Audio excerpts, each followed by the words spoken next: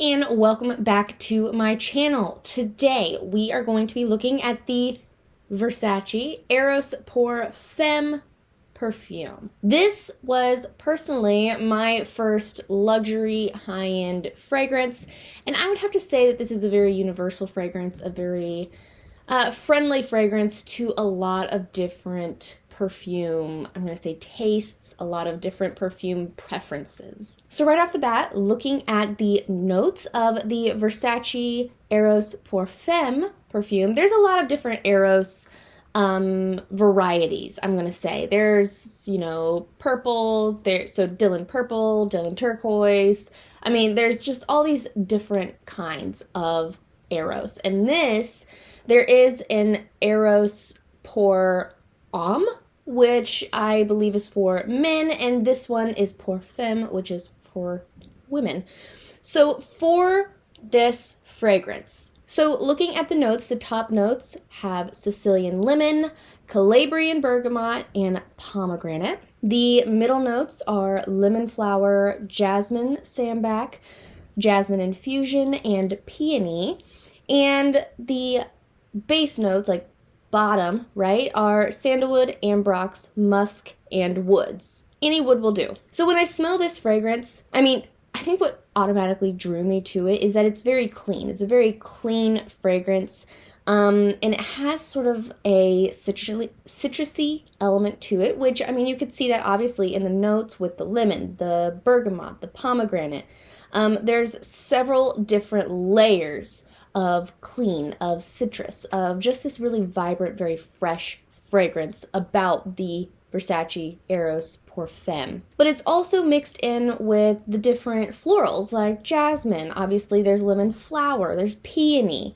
And then at the bottom, it has a lot of more of those deeper, woody, fragrances like sandalwood, wood, musk. Okay, so there's a lot of light, but then it's sort of held together by a lot of lower, deeper fragrances as well. And personally, this one does stay on me pretty long. So this is considered an eau de parfum, and so that tends to have a wear time of about 4 to 5 hours. And for me, I would have to say that that's about how long I get out of this perfume. Typically, with a fresh perfume on me, it typically doesn't last very long. It'll typically last between 3 to 4 hours, I'm going to say, just because with sort of how my body chemicals and how everything sort of jives with the perfume, it's different, and it will it's like it just doesn't last very long on me. It doesn't jive with my body chemicals. It doesn't last very long on me. But with this, it's like there is enough of, those deeper smells that tend to really stay a long time on my skin and last a long time on my skin. There's enough of that in this perfume that it lasts a little bit longer for me. It really does hold on a little bit longer. I will have to say, upon first spray, there is a little bit of a zip. I talk about the zippy kind of feeling in my floral peony review from Dossier Perfumes. It's not as zippy as the floral peony. So maybe it's the peony that's zippy. There you go. Peony. So I don't get as much of a zippiness out of this, and it definitely softens out a lot quicker than I'm going to say what the floral peony fragrance did. But yeah, it's just got this really nice mixture of citruses and florals and the wood, just the deep and the light fragrances. So as far as occasions that I would wear this perfume to, where would I wear this? When do I wear this? Things like that. This is a heavier perfume, okay? I would definitely say that it leans more towards the heavy side. But for me, this is a perfect perfume for the spring and summertime. Perfect for, we're going to go on a night out, okay? So, we're going to go to the really bougie side of town and hit up a few, cocktail bars, and then we're going to finish off at a nice Italian restaurant. I'd wear that. I'd wear this to that kind of event during the summer. I would wear this all during the winter. I will wear this all winter long. It doesn't really have to be a special occasion for me to wear this during the winter. Fall, personally, I don't wear this during the fall just because For me, fall has more of those gourmand fragrances in my opinion. I lean more towards gourmands. I lean more towards gourmands year round, let's be real. But especially during the fall, I'm not really going to reach for this very much in the fall. Spring, I do like to use this during the spring because, you know, the spring, it still has the freshness and the coolness in the air. And so this is still a really nice daytime option for me during the spring just because it's still a little bit cool, but it's starting to lighten up. And this is a great option for that springtime daytime wear. But summer, it's during the night for sure. Now, this fragrance retails for $105, and the only place that I've really been able, I haven't really scoured the internet, but the main place that I'm able to find this is at Ulta. So obviously you can rack up them Ulta points all day long. So yeah, this is $105. This has lasted me, and I use this pretty frequently. I use this on a very frequent basis. This has lasted me about a year to 2 years, okay? So, and I haven't even reached, I'm like just at half, okay? I'm just at half, and I've had this for about 2 years. So I would have to say this is a great fragrance. I do not need to reapply.